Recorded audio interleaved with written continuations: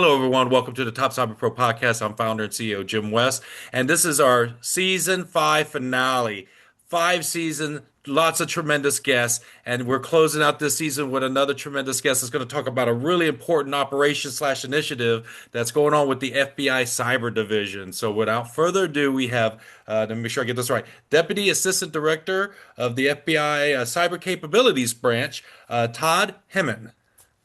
Yes, that's correct. Jim, thank you so much for having me. It's a pleasure to be here. I feel a little pressure being the season five finale, so hopefully we have a good interview today.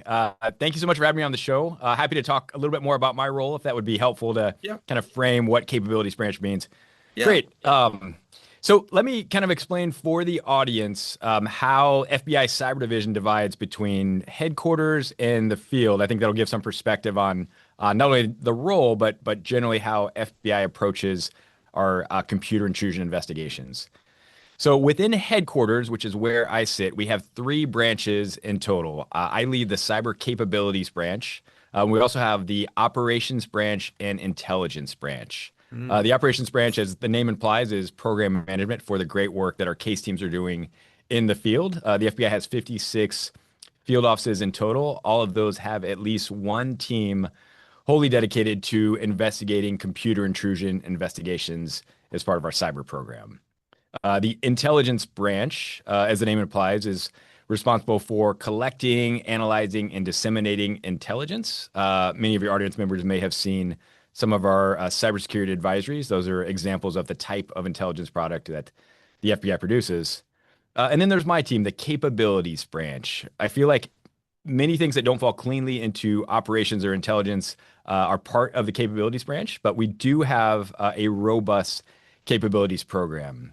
So my team is responsible for tool development and implementation that are specifically designed or targeted towards enhancing field office investigations. Hmm. I also have multiple subject matter experts in the various aspects of cyber computer intrusion investigations. So think subject matter experts that can help enhance those investigative efforts by field office case teams. Expertise in areas like digital forensic, incident response, computer network operations, data analytics, malware reverse engineering, and intrusion analysis. Kind of My sounds team, like in the James Bond world, you're like the Q, right? Or I, you're the you know, I guy. think that's a great I love James Bond, and I think that's a great analogy. We are Q branch. We are actually operational as well, which is kind of interesting. So we don't just supply the tools, but we also have folks that will deploy and actually provide that expertise. So it's a great team. Some of the most technical people in the FBI Cyber Division, and by extension, I'd say in the FBI, are part of our capabilities branch. And it's amazing because when most people think of FBI, we think of the different, very popular TV shows and series where they're Sure. busting in doors, they're bringing down organized crime syndicates, etc. But a lot of people forget that before those doors go down, there's a lot of cyber stuff that usually is a precursor to a lot of that, right? Where they're like gathering intelligence and getting all the capabilities in because of, disrupting comms or even collecting Right. intelligence through comms of these organized crime syndicates is a really key element, and it's very much needed. So when people think FBI cyber, what did they do in the cyberspace? Well, cyber touches everything we do, right? Because every profession, every job, every business has to use a computer or the internet to conduct operations, and that even includes the bad guys that are out there. So it's good to know that there are dedicated branches to support this. Um, I do want to talk about a Operation Winter Shield that has been launched here recently, and this is a pretty big deal because the FBI is putting out a lot of great guidance. And if you wouldn't mind, I'd like to jump right onto the page though for Yes. people that are Great. watching the video. For those that are listening, hopefully check out the site. But here I'm going to share this page right now. And here we have Brett here with a video here talking about the Operation Winter Shield. Let me move this over to here, and then so the shield actually stands for something here. So can you kind of talk us through the what is this Operation Winter Shield? What's first off, what's the why? What's the why that made this happen? Sure. Let me talk about all those things. So, first of all, the why for Winter Shield. So, the FBI has put together 10 security recommendations. Many of those are focused around security controls that we would like to see organizations better implement to ensure resilience. We want to see organizations harden their own defenses to ensure resilience in our cyber ecosystem. Now, as you review the security recommendations, experienced network defenders are not going to see anything new. These are not new recommendations. These are not things that haven't previously been put out. But what's unique about the FBI's campaign is that we have looked at where cyber attackers have been successful in conducting computer intrusion operations. Hmm. And we've seen where the absence of these controls through our own investigative lens have helped to benefit those cyber attackers. So as we unveil our various security recommendations, we're doing so with that history of understanding bad guys, cyber attackers have exploited the absence of these controls in order to be effective in their malicious operations. And speaking of those controls, let's go right into some of these the 10, the list of 10. So we'll kind of read through them real Right? quick. I see one right off the bat is something that so many companies talk about training and awareness about phishing, but it's still a very hugely successful tactic for bad actors to get information or to break into systems. But here we have right off the jump adopt Phish-resistant authentication. And we hear this all the time in different variations. And I love that you have the learn more with links to get more information about the why for this one. But multi-factor authentication, if people aren't using this to log in and they're only using username and passwords, they're definitely not doing themselves a favor there. But I love that you start with this one. And it's really, to me, it's everything, right? You got to stop the access, right? And prohibit any kind of compromises there. So that's great that that was number one here on the list. Definitely important. I'm just going to kind of quickly go through the list first. Right. The second one here, implement a risk-based vulnerability management program because people think that antivirus is enough, but you got to take a little bit more ownership of, patching your systems, keeping them up to date, and what we professionals call harden, and then reducing attack surface through a vulnerability management program. And again, to learn more, I'm so impressed by how you guys put more information to keep reading into it. So, that's wonderful there. Third one, track and retire end-of-life technology on a defined schedule. So to kind of explain to people, all systems have an end of life. When you take it out the box to eventually when you replace it with something else, right?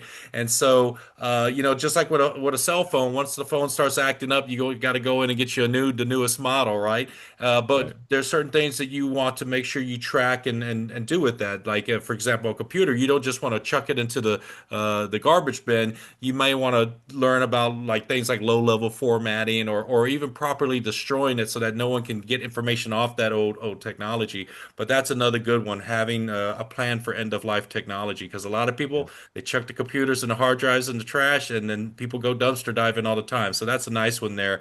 And again, multiple links here to kind of deep dive that topic. Next one, not to keep going down that rabbit hole, but managing third-party risks. That kind of ties in with that vulnerability management one because as you patch and keep your system secure, a lot of the applications that people use are like Adobe, other Microsoft products and different applications. They're third party, right? And so you got to also make sure you're staying up to date with managing that risk or staying alert. Any alerts of a compromise in a third party app is really key. And again, you guys got, our links here to secure by design, software bomb or bill of materials. Wonderful resources here and information. Continuing on, protect security logs and preserve for an appropriate time period. And so this would be in the event that you need the FBI to assist you if you've been Yeah. breached or have something that falls under their jurisdiction.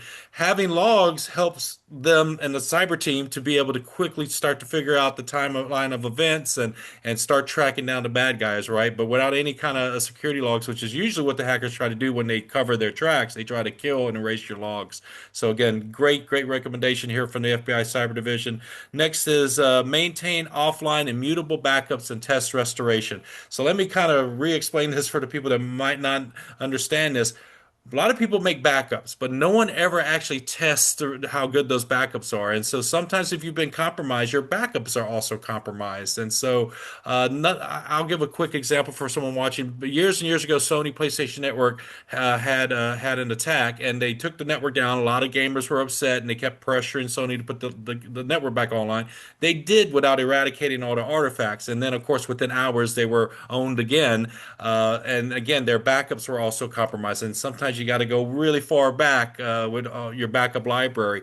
But a lot of businesses, they think they're doing the backups, but you need to test the backups to make sure they're valid and they have the level of integrity you need. Again, all the links and resources here. I love that maintains this backup and restoration ability link here. Next, identify, inventory, and protect internet-facing systems and services. So again, talking about attack surface earlier. Wow, this is another great one here with lots of links and articles. I'll kind of speed up a little bit. Strengthen email authentication, malicious content protections. The email authentication kind of goes on with the first phishing one or the strong Right. authentication factor. You can kind of see where some of these can merge with, a single solution covering multiple, initiatives here. Next, we have reduced administrative privileges. Folks, this is an important one because access creep, when you have all the keys to the kingdom with one account, sometimes we give too much access to these accounts. So at least having the discussion and review of that is really important. So great one right there from the FBI Cyber team. And then the last one is exercise your incident response plan with all of your stakeholders. If your IT and cyber teams are the only ones doing the tabletop exercises or doing the exercise, that's of really no value because it's like you're preaching with the choir. You're playing with just the one band. You gotta, bring in the whole choir for that. So again, I think these are really 10 solid things that businesses and organizations, both small and large, even if you're a sole proprietor or a small business, there's a lot of benefit for you to at least have the discussion to review these. So, I know I talked for a long time here, Todd, but wow, this is a lot of good thought that went into Thank you. this, and I love to learn more resources. I think that that's really, really good so that when someone wants to take it to the next level and do more research, it's already done for them. So, Yep. Todd, let's talk about these 10 and kind of, can you give us a All quick, right. the genesis or the story that brought these 10 together? Yeah, so again, our hope is just to help further this resilient cyber ecosystem. We have had a lot of conversations, as I'm sure you can imagine, with industry partners and understanding, hey, your network defenders know these security controls. They know that these are helpful. Our hope would be that even for those experienced network defense teams, that they can take the FBI's recommendations and help to leverage our recommendations to get better resources for their network defense. So part of the motivation is not only for the folks that are actually practitioners, but also to be able to provide to their leaders, their decision makers to say, hey, boss, look at what the FBI is recommending. We need to make sure that we are complying with these recommendations in order to have a more secure ecosystem. So yes, for practitioners, but also for just company executives, individuals making decisions to understand here's what the FBI recommends, here's where they've seen the bad guys exploit the absence of these controls, and this is why this is important for our organization. I really like that because it's kind of a gut check, right? Because even if you think you have a great program running and you have all this layered defenses and all these tools and a great team, it's still a good gut check. It's like, hey, if the FBI is saying we should pay attention to these things, hey, let's do Right. a quick check to see how are we measuring up to these initiatives. So that's a great point there, Todd. So let's just focus on some key ones here because I know there's a couple ones that we want to kind of get into here. So let's start with the first one really, the adopt the Phish-resistant authentication. So, Jim, I don't know why. When the FBI kind of unveiled, we're in the process of this 10-week campaign, and when we unveiled our campaign, we didn't actually start with this one. So I apologize for our timeline being inconsistent. This week, the day that you and I are actually talking right now, is when we've unveiled the adopt Phish-resistant authentication. So it's actually very timely because Okay. that is our focus for this week. And yes, it's a very important control. You hit on it as you walked through our various recommendations. Access is the issue, right? Unauthorized access into an organization's environment. What we're seeing today is just the innumerous amounts of compromised credentials available for sale on the dark web. These are coming from the efforts of initial access brokers. These are coming from data exfiltration. We're seeing so many different avenues for cyber actors to be able to purchase, to obtain compromised credentials. So we want to make sure that we are employing appropriate authentication controls. We've seen over the course of time recommendations from the government, from trusted providers on the right authentication controls kind of change over time. We've seen passwords grow more complex, grow longer, passphrases. We've seen recommendations for multi-factor authentication that initially may have been SMS-based or email-based. We've kind of graduated to authenticator apps, and now we're recommending phish-resistant authentication. It seems like with every iteration, and these aren't necessarily linear, but we have seen this progression over time. With every iteration of recommended authentication controls, we've seen this cat and mouse game where we, as the government or trusted cybersecurity experts, will make a recommendation, and bad guys will figure out how to overcome that recommendation. Where we land today is this idea of phish-resistant authentication controls. And this takes a couple different formats. One, we'd like to see passkeys, device-bound passkeys implemented by organizations. There's also a standards organization known as FIDO2, and we'd like to see organizations employ FIDO2 compliant security authentication practices as part of their security plan. So device-bound passkeys, FIDO compliant security keys. FIDO2 is a great open source standard because it does apply cryptographic security keys to authentication practices. So highly recommend from the FBI's perspective, passkeys or FIDO2 compliant security keys as part of an organization's authentication control practices. And the one add-on I would say for that is as you are transitioning from less secure authentication towards these more secure recommendations, we would like to see prioritized within an organization's prioritization process, the high impact accounts first. So those generally are going to be your network administrators. Those are going to be your key level decision makers, executives. We would recommend that those are the first accounts that organizations focus on as they're making this transition. Like the wells of the network, right? The people that usually have the too many That's right. privileges or Yep. keys to the kingdom, and then that's a great phased approach. Start with that exec team and the major stakeholders, and then deploy it through the rest of the enterprise.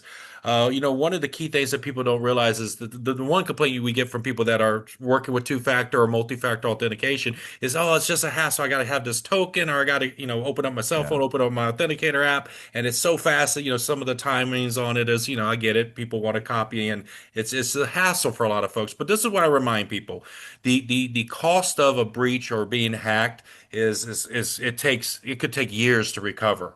And so having that extra 30 seconds to maybe a minute delay and just that slight inconvenience is That's worth right. it. So instead of thinking of an inconvenience, think of it as almost a necessity in today's landscape and environment that we all operate in. So I I really have encourage this. people. Yeah, go ahead. Yes, I completely agree. I have this mental conversation with myself every time I'm logging into my password keeper, and it's a little bit of extra time, but I know that security does take a little bit of time, but the end result is you are more secure and you're ensuring that you're doing everything you can to keep the bad guys out. And it's like the old saying, as old as time, an ounce of prevention is worth a pound of cure. Right.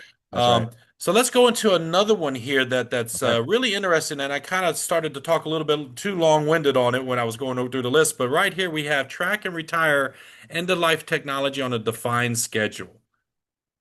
Yeah, Jim, I love that you went into detail on this because this one is one that I feel like we really need to pay a lot of attention to. The FBI is seeing end of life devices or end of support devices be compromised again and again to include real time investigations today. So let's frame the issue a little bit. End of life devices, synonymous with end of support devices, are those devices that sit within an organization's environment for which the vendor is no longer applying security. They're not sending any additional patches for these devices. So in time, some of these devices become vulnerable to compromise, and understanding that they're going to continue to sit in an organization's network allows the threat actors to gain a foothold. A lot of the end-of-life devices that we see are edge devices like routers that give adversaries easy access, easy initial access into, again, that organization's environment. We have seen cyber criminals exploit end-of-life devices. Back in May of last year, we indicted 4 individuals associated with the 5-SOCs and any proxy botnet services. So these individuals were responsible for gaining access through end-of-life devices and then ultimately selling that access to other cyber criminals interested in trying to attack those victim organizations. We've also seen end-of-life devices targeted extensively by some of our nation state adversaries, both Russian and Chinese directed actors, very, very active in targeting end of life devices. One common PRC led campaign, of which people will likely be aware, Flax Typhoon. They compromised in total over 200,000 routers. And these were, again, end of support routers that allowed for the potential for scaled malicious attacks and continued theft of organizational information. So it's a really big issue. Hmm. It's a really big problem. In terms of recommended actions for end of life devices, there are a couple that the FBI recommends. Number one is very straightforward: get rid of them. We would Yeah. like to see these devices removed from organizational networks. If you can't do so immediately, we recommend that you have at least compensating controls for those devices and a short-term plan, excuse me, to decommission these devices from your network. So get rid of them. Number two, know your environment. Know where these devices sit within your environment. So with every system that an organization has, they should understand system owner, they should understand devices, they should understand retirement life for those devices, and then location within your network. And that way, as you are coming upon these retirement dates, you can start being proactive. You can start planning.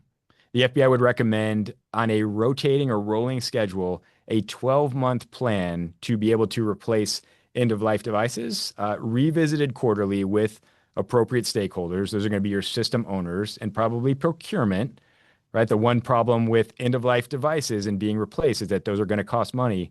But having that proactive plan will help you stay ahead of potential vulnerabilities associated with this issue. And that's well said, Todd. And I want to augment some of that, because when we think of the systems, it's both, you mentioned network devices with the PRC attacks, and then there's also the software, right? And there's another term, folks, for end of life that maybe some folks are more familiar with. It's like sunset. When a Mm. vendor sunsets a version or a device, as Todd said, they're not going to patch it. They're not making any more updates to it, and there's no support. So the reason why that's a critical point there is because there still could be lots of vulnerabilities in the last release version of it, right? They could still be 0 days. There could be all kinds of things that attackers are finding. And because there's no support, that also can translate into the security community of people doing the threat intelligence research, of people looking and testing for vulnerabilities. They're going to focus on the latest hardware, the latest technology. That's where majority of people are going to focus on because they're trying to work in their day job to keep their current organizations or customers or people in their portfolio secure. So you're losing a lot of that. Once something sunset, a lot of the security community is not even worried about those sunset. Now, a few are. I'm not going to say it's absolutely zero, but the majority of the security community is already, got a backlog of all kinds of there's new devices every day coming out of the woodwork. So there's so much work being to stay on the front lines of this that those sunset and end of life products are not getting the full love and attention from the security community. And again, it's been a ripe ground for attackers and malicious actors to really take advantage of it and to really get in their labs and try to figure out new ways to break into those old systems. And one more story I'll share on this, and I'll go on to the next one, Todd. More than 10 years ago, I don't remember the exact year, but there was a big security audit that was done for a major hospital group on the West Coast. And the report that came out of this, it was pretty damning. They had like Windows 95 systems. They had the robot surgery machines or systems that would deliver medications to people. So the threats were that someone could die in a hospital bed or a surgical robot machine could go offline and kill someone on the operating table. And so all of these days, because all these operating systems and certain hardware was end of life and not being supported anymore. And of course, the estimation for that particular hospital group to get everything up to current standards would have cost hundreds and hundreds of millions of dollars. And of course, there was never any follow-up stories to that I'm aware of. And so that begged the question, well, how much of it did they upgrade and so on and so forth? And a lot of businesses have to make those trade-offs, decide what is the priorities now and then later. But as Todd was saying, the defined schedule part is crucial because let's say you can't replace everything today if you do an audit and you're like, oh my goodness, we have all this out of date stuff. But like I said, it's not the end of the world. You can come up with a plan to say, okay, for this year, we're going to focus on these critical devices based upon whether what your threat landscape is for the business and industry you're operating and the threat actors that are attacking you. Because there's different threat actors that focus on different businesses for different reasons. But again, that's a very good recommendation from the FBI is to come up with a schedule schedule. You don't have to do everything today, but kind of have that plan for how we're going to fix this and the next year this and so on and so forth. Because at least taking ownership of that schedule is the difference between doing nothing and actually taking steps to do something about it. So I really like this one. Todd, let's go to the third one that we're going to talk about today. And it's at the bottom of the list, but it doesn't mean it's not as important as the rest of these. It is exercise your incident response plan with all stakeholders. Yes. Yes. So this is of most of our security recommendations revolve around securing your defenses, trying to get in front of that computer intrusion happening to your organization. With this recommendation, we also want to be prepared that if you are the victim of a computer intrusion, you are ready or as ready as you can be. So that is where exercising your incident response plan comes into play. The FBI's recommendation for exercising your incident response plan includes a couple of different steps. One, ensure that you have a concise plan, that plan includes all of your relevant personnel. They're going to be a part of that. You've identified roles for each of those individuals and responsibilities, right? So having roles, understanding that each of those roles comes inherently with a responsibility or series of responsibilities. And then the FBI would further recommend that you have a plan in place to be able to secure evidence as part of that computer intrusion. So roles, responsibilities, and a process to secure evidence. The second part of that, again, we're talking about practicing, is make sure that you are exercising your incident response plan on at least a quarterly basis. Tabletop exercises are a great environment to where the relevant stakeholders within your organization, so I'm thinking your technical personnel, your legal team, your communications team, and organizational leaders. Jim, you touched on this earlier. You got to have all of the relevant stakeholders as part of this process, not just your tech folks, but make sure that they're getting in a room, practicing through tabletop exercises, again, on a quarterly basis. And then finally, the last piece of that I would recommend is ensure that you have a plan to include law enforcement as part of your incident response. Certainly, I would advocate for the FBI being a part of that process, ensuring that your incident response plan includes contact information for your local FBI field office. For those of you that don't have existing relationships with your local FBI cyber case teams, this is a great reminder to try to initiate that relationship in advance of the computer intrusion happening. We'd love to talk to you. We'd love to be a part of your incident response plan. And candidly, we'd love to exercise the plan with you. We'd love to be a part of these tabletop exercises so we can explain the FBI's role as part of this bigger computer intrusion response. And right here on the page is a link here for cyber/partnerships, where you could partner with your local FBI field office. And that's a great resource right there on the page here. And folks, I'm going to save you from the Google search. I have the link to Operation Winter Shield in the description below, so you don't have to worry about Googling it. I'm going to save you that Google search. Todd, this is really amazing that the FBI is making this, this Operation Winter Shield and bringing it out public. I love what you're doing here. And again, whether it's a well old machine of a cybersecurity team doing a gut check, or if it's a small, medium business to even a large business that says, "Hey, let's really look at these and spend some time researching and reviewing it," because again, getting complacent is one of the worst things that can happen in your security culture, right? Being complacent, thinking Yep. just, oh well, we have another team handles that or someone else is handling that. Don't make assumptions because assumptions is what you end up on the news, right? Your business can be the one that's now going through years and years of trying to rebuild customer trust and your reputation is in a matter of a second gone. So I really like Right. this. And so, folks, again, the link will be in the description below. So much good information here. They have a slick sheet that kind of talks some of the other sub bullets, if you will, that gives some further guidance. And again, a lot of learn more resources here, which is phenomenal. I'm gonna go ahead and stop the share on this and get back to our discussion. So, All right. Todd, let me get this is my favorite question for all my guests. What was the day one story when you said, I want to work cyber and I want to work and support the mission of the FBI? What is that story there? And I saw on your LinkedIn profile that you're a Texas A&M grad, so I you're am. an Aggie. Yes. But what is the day one Dig 'em. story that started you on this journey? Yeah, so I think probably most of your guests will say this, Jim. I think my story is a little bit unique. I have been with the FBI now 22 years, but only the last four have been within our cyber division. So for most of the beginning of my career, I worked what I would describe as traditional criminal investigations, both initially as a case agent, as a special agent, and then later in my career promoting into leadership positions. So back in talking specifically about how I transitioned to cyber, back in 2022, I was having been in the criminal program for about 18 years at the time. I was just looking for something different. I love my criminal investigative experiences. I wouldn't trade it for the world. But I felt like at that point in my career, I had seen a lot of the criminal investigations. I'd been through those investigations and was really interested in transitioning into something new. Around that time, I think I completed or was in the process of completing my master's in cybersecurity. So I had a little bit of an educational foundation to better understand what this idea of cybersecurity was. And one of the things I loved about my last few leadership jobs, my entire career prior to coming to headquarters was in the great city of San Diego. Um, in San Diego, I had the opportunity as an organizational leader to engage commonly with community-based groups and community leaders. And I really enjoyed advocating on behalf of the FBI, helping to demystify the FBI for those in the public that may have had opinions, but they weren't necessarily based upon experience working with the FBI. So in 2022, 18 years in, understanding that I had this desire to be kind of out front, outward facing, engaging with those outside of my organization, but also this educational foundation of a cybersecurity master's.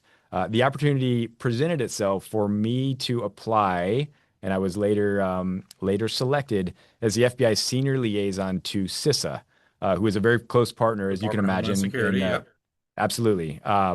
So my initial role with the FBI Cyber Division back in 2022 was our senior liaison to CISA, which checked both of the boxes I was really interested in. It allowed me to get further into this world of cybersecurity, but it Mhm. also allowed me to be an ambassador for the FBI to a great partner in working with the folks at CISA. So that's where I kind of got my foot in the door in this big cyber ecosystem. I spent about a year and a half with CISA and then moved back to working directly in an FBI space.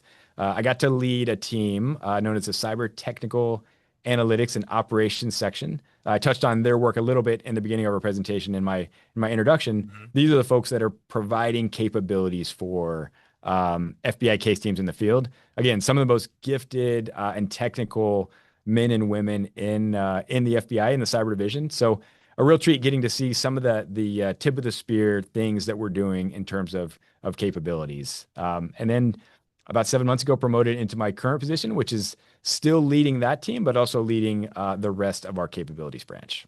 Well, I love how your story, you started out in the field, work your way up the ranks there, and now you're at the headquarters now providing capabilities and being the queue for all the other field agents Yes. out there. I love how your Right. stories kind of come full circle where now you're a force multiplier for all of the field Yeah. agents out there. I like that. Thank Um, you. So along your journey, and then not just the first major part of it, but even this recent journey, the goal of this question is to kind of shine a light on those folks that have had a positive impact on you and your journey so far, whether they were directors, managers, coworkers, colleagues, or even just professionals in other organizations or other industries that you admired and looked up to. The goal is kind of like that, receiving the Oscar. There's not going to be enough time to name all the names that you would Yeah, like of to course. shine a light on, but just if there have been some people you'd like to say, thanks, you had a great impact on me. I would just want to thank you. Yeah, so gosh, there are so many. One of the great things about being in the FBI is I have had multiple mentors, not maybe official mentors, but people that I learned from. And those could be people that were my boss, my peers. Later, as I progressed in my leadership roles, even those employees that worked for me that have taught me so much. So let me highlight two. I will highlight a supervisor I had very early on in my career. He supervised our violent crime task force. I was an investigator on that team, and worked long hours, worked hard hours. It was a very busy squad. I think we set a record for the number of bank robberies in San Diego that year. So constantly churning and working. But it just got to see the value or the impact of a supervisor who cared about his team, who helped support his team, understanding we worked long hours. He was there as a in a support role and not only allowed us to do our job, but also when he needed to step in and be That that difference or that support element. I remember one time very specifically having a fairly tense disagreement back and forth with our prosecution office and my supervisor, and in the office of our prosecutor. Uh, as things got heated, he told me, "Todd, can you please step outside?" Door shuts. I hear voices screaming, and ultimately, I don't even remember if we got our way or not. But I do remember that my boss in that instance had my back and supported me, Nice. which is something I've tried to carry over into my leadership role as well. It's just so important that you take care of your people as part of this process. I love that. Um, and then I guess in my more current role, I don't know that I would identify one specific individual, though I will say that the technical analytics and operations section, the team that I most recently led before coming into this role, Jim, I shared with you that my background was not in cyber, and stepping into a role where I'm now leading Hmm. some of the most technical men and women in cyber division. Such a treat. I have the most respect for this team. They are masters of their trade. They are humble. They are extremely hardworking, and just getting to be a part of that environment, giving the folks that know this better than I do the space to make decisions and to push forward with their respective areas of expertise, but also getting to just see that and be a part of that, and finding opportunities in the same way that my supervisor early on supported me, finding opportunities to support this team. It's been Like a that. treat. I have loved my career literally at every stage, and I'm going to be sad one day in the near future when I may be moving on to something else. But every stop I've had in the FBI, I've been super impressed with the teams that I've worked with. I don't think there's any one program I could ever say this is the thing that the FBI should do. I've had the opportunity to do a lot of different things, and at every step, again, just really impressed with the men and women that I've had the chance to work with. Well said, well spoken. And again, it's a tremendous mission that you and all the different departments and divisions of the FBI does. Thank you. So I like to do this thing with all my guests where I take a little break from our tech talk and have what I call my moment of levity, where I hit you with a couple of rapid fire questions. There's no All right or right, wrong answer, but I'm gonna hit you with the hard ones since you work let's with do a it. lot of technical people and cyber people. This stuff this will split the room real quick. All right. Star Wars or Star Trek? So I learned about this coming over to cyber. This is a very important question, and I can lose immense credibility if I answer this the wrong way. So let me be careful. Let me tiptoe into this.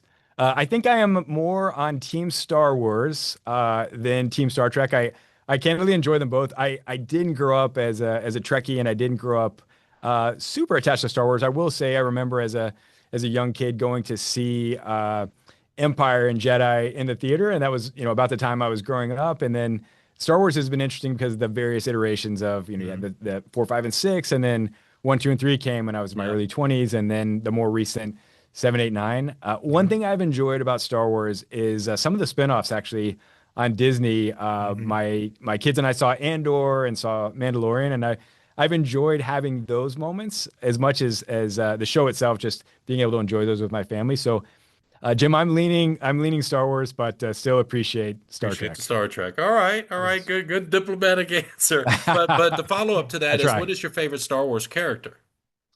Ooh, Han Solo. I mean, is everybody's Han Solo? Hey, I hey, Han got to go Han Solo, yeah. Solo. I mean Yeah, he Harrison was Ford. I mean, what's not to love there, tough right? to argue with Harrison Ford. All right. Here's another. This one's usually easy. Cake or pie? Oh, pie. No question. Cold Pie. or well, what kind of pie? I like cold or hot, I'm good. I think for me it's apple and pumpkin, for sure. And I Okay. go pumpkin, you got to do cold. Apple, I can go either way. Okay. All right. Is a hot dog a sandwich? Ooh, I'm gonna go no.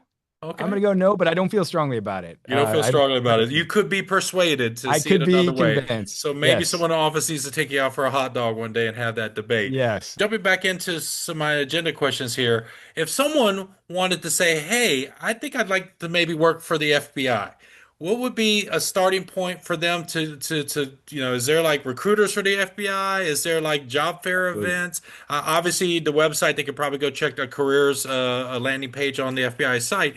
But what would be some guides you give for anyone like a young person or even someone that's maybe mid-career saying, "Hey, just like you did, you wanted to have a change and pivot to something else." What would be some like high-level guidance and tips you'd give? Yeah, this is a great question, and one that myself and probably most of the people in the FBI get with some frequency. So the short answer is there's no exact path that will get you here. I had this question as a 24, 25-year-old applicant many, many years ago. What can I do to get in the FBI? The reality is that the FBI takes individuals from a variety of backgrounds. We have so many different career paths. I'm a special agent, that is just one of the many, many career options that we have available. I do think we have great content online that describes the types of backgrounds that we prioritize as part of our application process and some of those requirements. But the reality is, anyone that has an interest in the FBI should engage a recruiter. To your question, Jim, we do have recruiters. They sit in every FBI field office, and they'd be happy to talk you through the process. I love this career. It's been the job I've always wanted. And I would say like there was no specific path that got me here. It was just applying and going through those logical steps. So we take law enforcement, we take military, we take computer scientists in cyber. We take a wide range of different careers. And again, a ton of information available online about how you can go about applying for these roles. Todd, we're coming up on our time, and I do want to respect your time because I know you're a very busy individual there at that branch. The last thing I'd like to do is all my guests, and I don't think you were prepared for this one, so all my guests Oh, this season, I've kind of put them on the spot. But what do you what got? I've done now is I've offered the last word. The final word could be you could talk about the Operation Winter Shield, you could talk about the mission of your branch, you could talk about your favorite color of the rainbow, you could talk about your favorite cuisine. It doesn't matter what you like to talk about, but the floor is yours. Thank you, sir. Well, Jim, hey, thank you so much for the opportunity. This has been a lot of fun. You caught me off guard there a couple of times, so appreciate that. I just want to close with just another reference to Operation Winter Shield. It's such an important campaign for the FBI Cyber Division. Jim, I appreciate the floor to talk through some specific security recommendations that the FBI recommends. Bunch of great content on the FBI.gov page for Winter Shield. I also invite people to follow us on LinkedIn as well as our X account. And finally, we have a podcast known as the Ahead of the Threat podcast. It's now in season 2, led by my boss, Assistant Director Brett Leatherman, where he talks in even more depth with guests on some of the security recommendations that we recommend through this campaign. So really recommend folks to understand Operation Winter Shield, access our content. There's a lot of great material there. And Jim, I thank you so much for the opportunity to highlight the work that we're doing. Well, Todd, thank you so much for being on the Top Cyber Pro podcast and sharing all those details. And folks, all those links and more, description below, save you the Google search. So thank you, Todd. Thank you.